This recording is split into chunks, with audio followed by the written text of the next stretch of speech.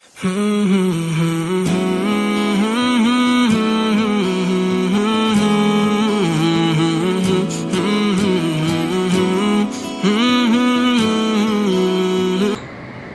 الصدقات للفقراء والمساكين والعاملين عليها والمؤلفة قلوبهم وفي الرقاب والغارمين وفي سبيل الله وابن السبيل صدق الله مولانا العظيم۔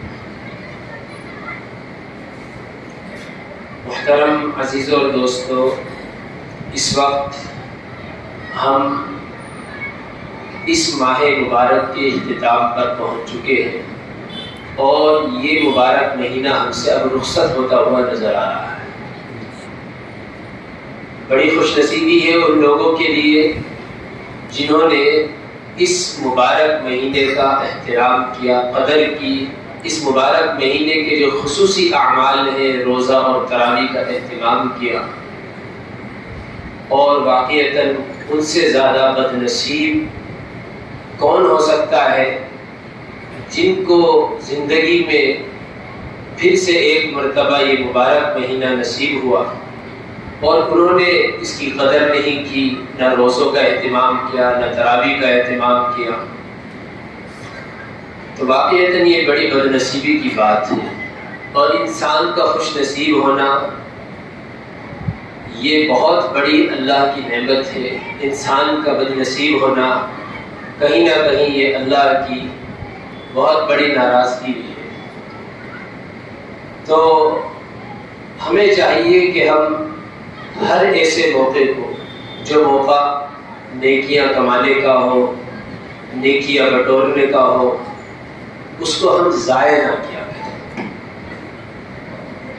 اب جہاں اس مہینے میں ہم روزے اور تراویح کا اہتمام کرتے ہیں، وہیں ساتھ ہی ساتھ اور بھی بعض اعمال ایسے ہیں جن کو ہم اس مہینے میں خوب کثرت اور لگن کے ساتھ انجام دیتے ہیں، جس میں سے اللہ کی راہ میں خرچ کرنا، اپنے اوپر جو فرض صدقہ جس کو ہم زکوٰۃ کہتے ہیں اس کو نکالنا، غریبوں کا خیال کرنا، اور اسی طرح بعض خوش نصیب لوگ جن کو اللہ نصیب فرما دیتے ہیں اپنے گھر کی زیارت، عمرے کی حاضری پر جانا۔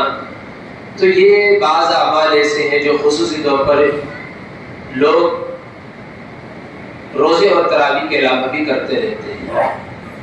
تو ہمیں یہ یاد رکھنا چاہیے کہ کوئی بھی عمل عام طور سے 3 قسم کا ہوتا ہے۔ ایک تو اس عمل کی حیثیت یہ ہوتی ہے کہ وہ فرض درجے کا عمل ہوتا ہے، ایک عمل اس کی واجب درجے کی ہوتی ہے، اور ایک حیثیت اس کی نفل درجے کی ہوتی ہے۔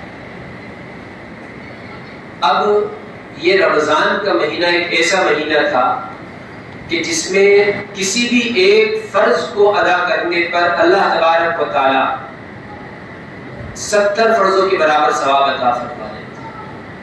یہ تو فرض نماز کی بات ہے، فرض روزے کی بات ہے، فرض صدقہ یعنی کہ زکوٰۃ دینے کی بات ہے، لیکن اس کے علاوہ بھی اگر کوئی دوسرا عمل کر رہا تھا، کر چکا ہے اور کرے گا،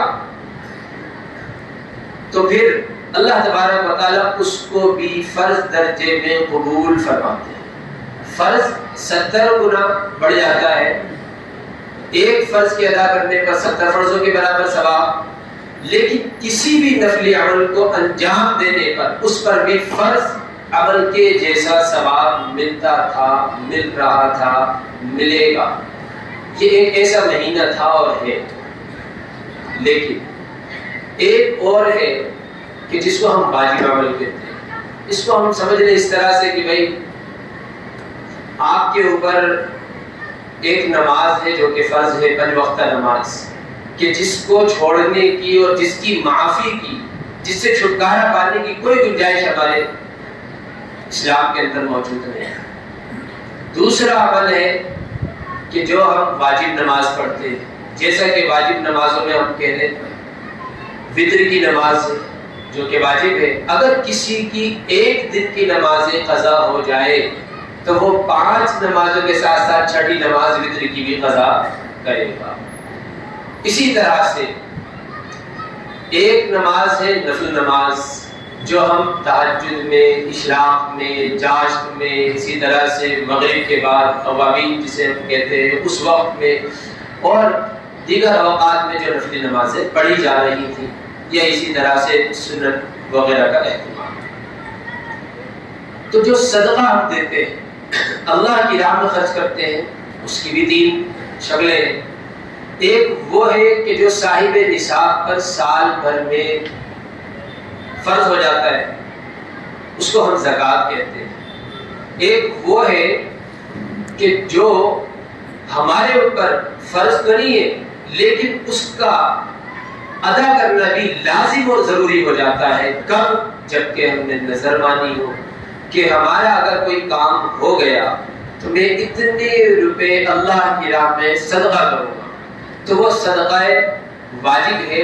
کب؟ جبکہ وہ منت، وہ نظر ہماری پوری ہو چکی ہو، تو اب اس کا ادا کرنا، اس کا خرچ کرنا ہمارے ذمہ لازم اور ضروری ہو جاتا ہے۔ اسی طرح سے ایک صدقہ ہے صدقہ نفل، جس کو ہم پورے سال کنٹینیو ادا کرتے رہتے ہیں، جس کو ہم کہتے ہیں جان مال کا صدقہ دیتے ہیں، ٹھیک ہے؟ تو اب ایک تو واجب وہ ہے کہ جس کو ہم نے اپنے اوپر واجب کیا، ایک وہ ہے جس کو شریعت واجب کر رہی ہے۔ وہ کون سا واجب ہے صدقے کے اندر؟ وہ صدقہ فطر ہے۔ وہ کون سا واجب ہے؟ وہ صدقہ فطر ہے۔ اب ایک بات غور کرنے کی ہے، دیکھو جو بعض لوگوں کے درمیان جو ہے بڑی کنفیوژن ہے اور غلط فہمی ہے۔ غلط فہمی کیا ہے کہ لوگوں نے یہ سمجھا ہوا ہے کہ جس کے اوپر زکوٰۃ کا دینا فرض ہے بس وہی صدقہ فطر دے سکتا ہے۔ یا اسی طرح سے ایک کنفیوژن اور ایک غلط فہمی یہ بھی ہے کہ جو زکوٰۃ لے سکتا ہے وہ صدقہ فطر بھی لے سکتا ہے۔ دونوں میں فرق ہے، سمجھے؟ صدقہ فطر کے واجب ہونے کے لیے نصاب کے علاوہ دیگر چیزوں کو بھی نصاب میں جوڑنا ضروری ہے۔ جس طرح سے قربانی کے ادا کرنے کے لیے، جس کو ہم 2 مہینے کے بعد عمل کو دہرائیں گے، قربانی والا عمل، اس کے لیے یہ ضروری ہوتا ہے، اور صدقہ فطر کے دینے کے لیے کہ جو ہمارا نصاب ہے اس نصاب کے اندر کیا کیا چیزیں آتی ہیں زکوٰۃ دینے کے لیے۔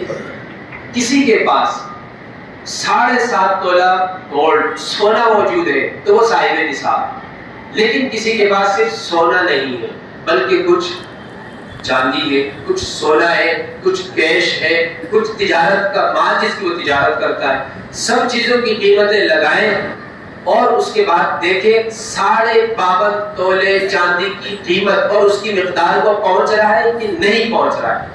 اگر 52.5 تولے چاندی کی قیمت یا اس کی مقدار کو آپ کی یہ تمام جمع پونجی پہنچ جائے تو پھر آپ صاحب نصاب، ٹھیک ہے؟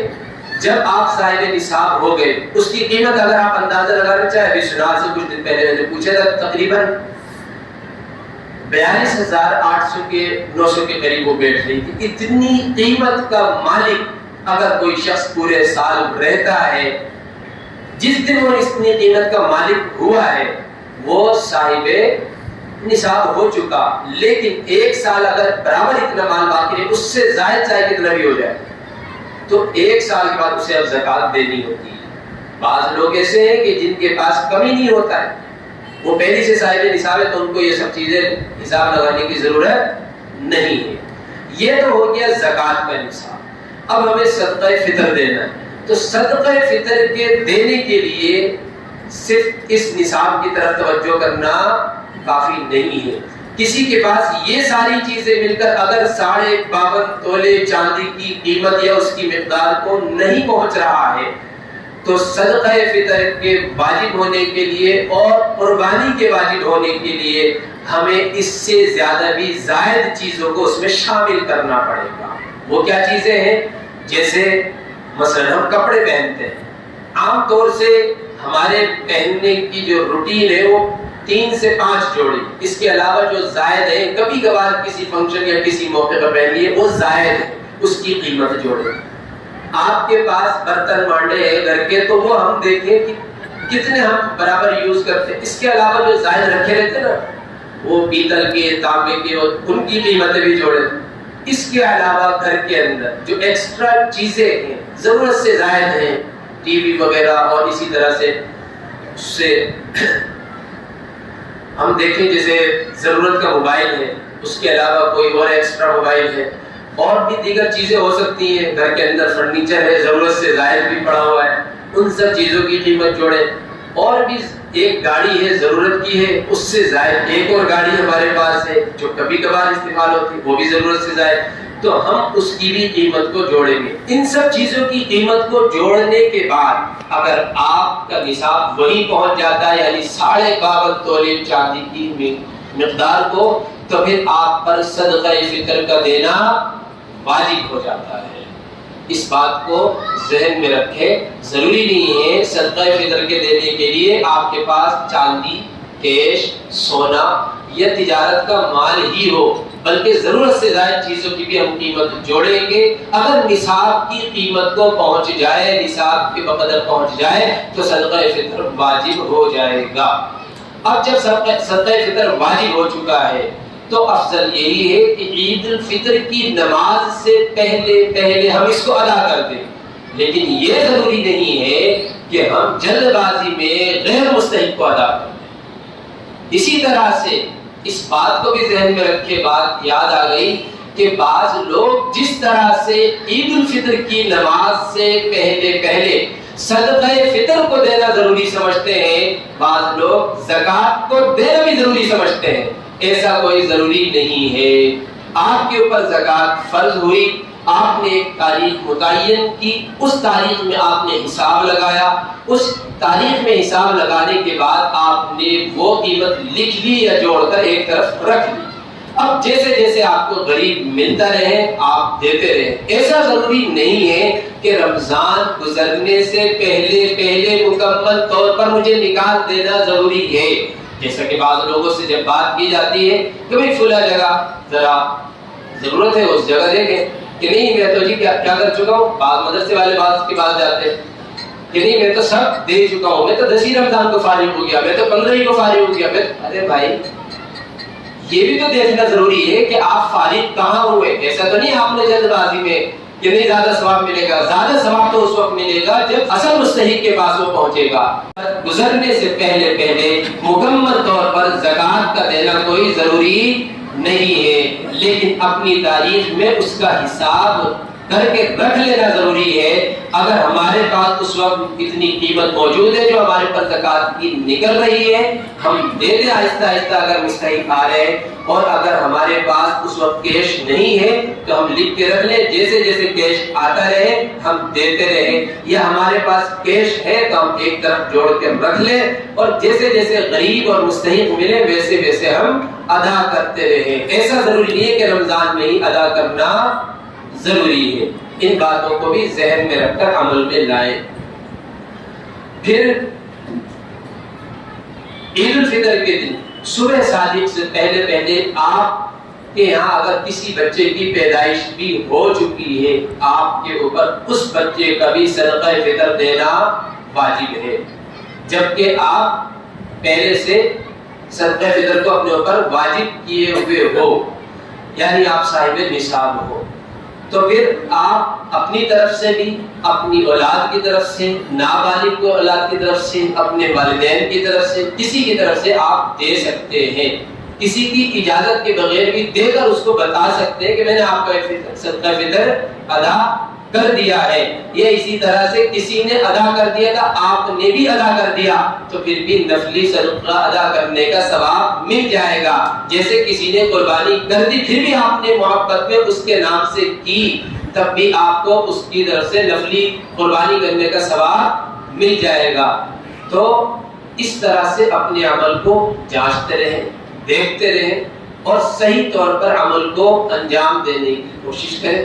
جس بات کے بارے میں علم نہ ہو جا کے اہل علم سے پوچھیں، علماء سے اس کے بارے میں پوچھیں، سوال کریں، مسئلے پوچھیں تب جا کے عمل کریں. یہ نہیں کہ آپس میں ایک دوسرے سے پوچھ لیا ارے نہیں ایسے نہیں ایسے ہو جاتا ہے, میں نے پوچھا تھا, ہو سکتا ہے اس نے ادھورا پوچھا ہو, اس کو پورا یاد نہ ہو, اس نے کئی سال پہلے پوچھا ہو. تو اس لیے جب آپ کے اوپر کوئی بات آئے آپ اپنے دوست سے, اپنے پاس میں بیٹھنے والے سے نہ پوچھنے کی بجائے ترجیح دیں کہ ہم علماء سے جا کر پوچھیں, اپنے امیر صاحب سے, اپنے کسی اور غریب صاحب سے, اپنے پڑوسی سے اور کسی مالدار سے جو کہ برابر زکات دے رہا ہے اس سے پوچھنے کی بجائے علماء سے جا کر پوچھیں. ہو سکتا ہے وہ مالدار زکات دے رہا ہو لیکن صحیح طور پر نہ دے رہا ہو, مکمل طور پر نہ دے رہا ہو, اس مال کی نہ دے رہا ہو جس مال کی بھی زکات بنتی ہے, بس اس نے موٹا موٹا حساب لگایا. تو اس لیے مسئلے کے معاملے میں, علم کے معاملے میں آپ جب بھی سوال کریں تو علماء سے ہی سوال کریں, غیر علماء سے نہ پوچھیں. ان کی عقیدت و محبت میں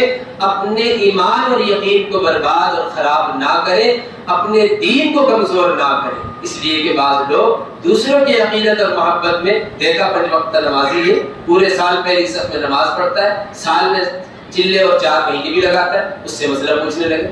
ہو سکتا ہے اس کو پورا علم نہ ہو لیکن چونکہ آپ کو اس سے عقیدت محبت ہے آپ اس لیے اس سے جا کر پوچھ لیتے ہیں. کہیں نہ کہیں گھاٹے کا سودا ہو سکتا ہے, آپ کے عمل میں کمزوری آ سکتی ہے. اس لیے علماء کو کبھی فراموش نہ کریں. ہمیشہ علماء جو ہمارے رہبر ہیں, قائد ہیں, جن کو نبی اکرم صلی اللہ علیہ وسلم نے اتھارٹی دی ہے, جن کو نبی اکرم صلی اللہ علیہ وسلم نے اپنا نائب بنایا ہے, جن کو اپنا وارث قرار دیا ہے علم کے اندر, شریعت کے اندر, انہی کو ان کا وارث سمجھے. کسی اور جو کہ اس قابل نہیں ہے اس کو وارث نہ سمجھے. کسی اور کو کسی بھی ادارے کسی بھی جگہ کا ایسے شخص کو ذمہ دار نہ بنائے جو کہ اس کا اہل نہ ہو. چونکہ نبی اکرم صلی اللہ علیہ وسلم نے فرمایا اذا وسد الامر الى غیر اہلہ فانتظر الساعہ, کہ جب آپ یہ دیکھیں کسی چیز کے ذمہ دار, کسی ادارے کے ذمہ دار, کسی اور عہدے کے بیٹھنے والے وہ لوگ ہو گئے ہیں جو واقعتاً اس کے اہل نہیں تھے, جو اس کی ABCD الف باتا سے بھی واقف نہیں تھے, جو اس کی بنیادی ضروری مسائل سے بھی واقف نہیں تھے.